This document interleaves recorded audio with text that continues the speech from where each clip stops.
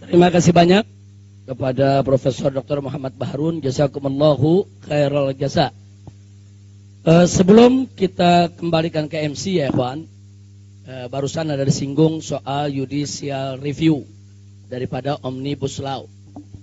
Kami di FPI punya pengalaman. Dulu pada awal FPI berdiri, kami melakukan gerakan anti minuman keras. Gerakan anti miras. Di mana-mana FPI melakukan sweeping minuman keras. Nah, kemudian kami ketika itu ditantang oleh Menteri Dalam Negeri.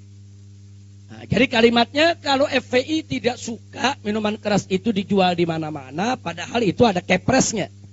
Nah, waktu itu ada kepres, yaitu nomor 3 kalau nggak salah tahun 97. Nah, jadi kata Pak Menteri waktu itu, ya judicial review saja kalau FPI nggak suka.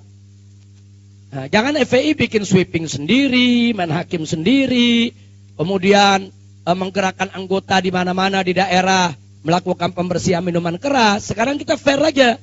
Nah, FPI ajukan judicial review, tuntut saja. Kan tantangan itu kita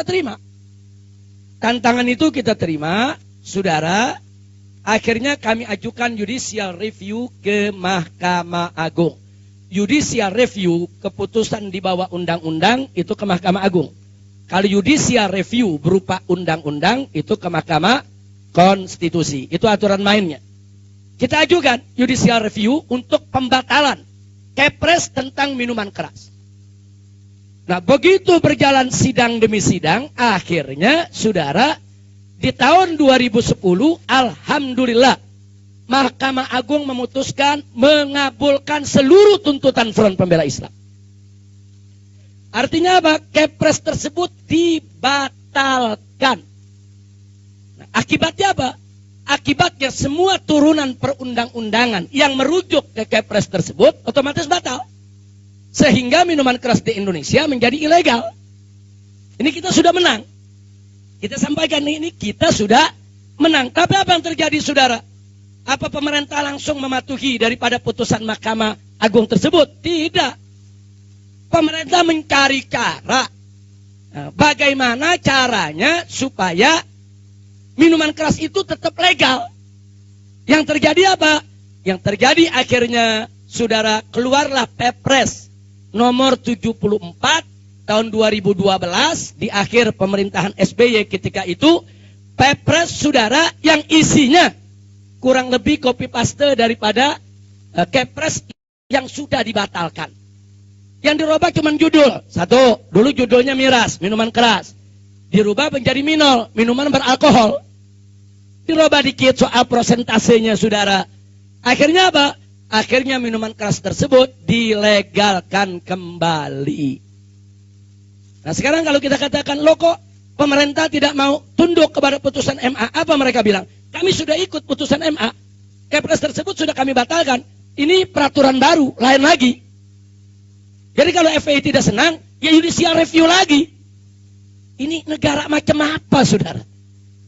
Lalu kalau kami judicial review lagi, kemudian kami menang, siapa yang jamin tidak keluar keputusan baru lagi? Ini jadi problem. Saya pernah berdiskusi soal ini dengan Pak Artijo Alkostar, salah satu hakim agung. Pak Artijo, ini bagaimana ceritanya? Satu produk perundang-undangan, kami judicial review, kemudian dibatalkan, tahu-tahu pemerintah mengeluarkan peraturan baru, saudara, yang serupa, hampir mirip, cuma roba-roba redaksi. Terus ini kalau begini caranya, kita disuruh judicial review lagi. Nanti begitu kami menang, mereka bikin peraturan baru lagi. Apa begini sistem hukum di kita punya negeri? Saya tanya langsung ke Pak Artijo. Beliau menjawab ketika itu, beliau sendiri, ya memang belum ada ketentuan Habib. Kalau beliau sendiri bingung. Saya tanya, ini Pak Artijo Alkostar bukan orang sembarangan ya ikhwan. Ini hakim agung berdedikasi. Nah, beliau sendiri gak bisa menguraikan. Apa nggak ada satu klausul hukum kalau suatu produk perundang-undangan sudah dibatalkan oleh Mahkamah Agung, nggak boleh dibuat perundang-undangan serupa? Nggak ada ya kawan. Saya tanya, apa ada produknya, apa ada klausulnya? Beliau menjawab tidak ada. Nah kalau sudah seperti ini, ya capek dong. Kalau kita judicial review, Sekarang Omnibus Law, kita judicial review, kita menang. Besok muncul lagi, dirubah namanya Omnibus Liu umpamanya. Nanti kalau kita bilang, wah ini kok hidup lagi, lain nama, lain nomor, lain tahun. Lalu sampai kapan kita dikerjakan, saudara? Dikerja ini sampai kapan? Nah ini problem juga. Habib, Profesor Muhammad Baharun, ini problem serius, bukan tidak serius. Saya kasih contoh lagi, kawan kita, Bang Egy Sujana. Dengan kawan-kawan judicial review KUHP, Undang-Undang ke Mahkamah Konstitusi, soal pasal penghinaan kepada Presiden. Itu sudah dibatalkan. Nah begitu sudah dibatalkan, kini mau dihidupkan lagi pasal tersebut. Nanti kalau keluar lagi undang-undang pasal tersebut diberlakukan, jadi apa artinya dulu pasal itu dibatalkan? Jadi belum ada satu klausul hukum, belum ada satu ketetapan konstitusi di negara Republik Indonesia ini, suatu produk perundang-undangan yang dibatalkan oleh Mahkamah Agung atau Mahkamah Konstitusi untuk tidak dibuat kembali dengan nomor baru, tahun baru, pasal yang redaksi yang baru, tapi isi serupa. Tidak ada jaminan. Kira-kira jelas gak? Nah kalau begitu, kalau kita judicial review, capek gak? Capek, gak ada jaminan. Nah ini yang jadi persoalan. Nah baiklah, terlepas daripada judicial review, saya ingin sampaikan terlepas saat ini FPI masih mempelajari terus Omnibus Law terakhir yang ditandatangani oleh Presiden. Tapi yang jelas, saudara, saat ini semua orang tahu bahwa prosedur keluarnya Undang-Undang Omnibus Law, saudara, tidak mengikuti prosedur yang semestinya dalam perundang-undangan. Itu saja sudah cacat prosedur. Sebetulnya kalau cacat prosedur, nggak perlu di judicial review, tapi memang harus dibatalkan oleh DPR dan pemerintah. Lo bagaimana nggak cacat prosedur? Saudara, ini ketua DPR-nya sendiri ngaku ngelihatnya secara acak. Kok bisa bikin undang-undang ngelihatnya secara acak, saudara? Orang kalau bikin undang-undang, dia mesti periksa kata per kata, huruf per huruf, bukan secara acak. Kalau alasannya, oh tapi waktu, karena halamannya tebal, yang suruh bikin undang-undang tebal siapa?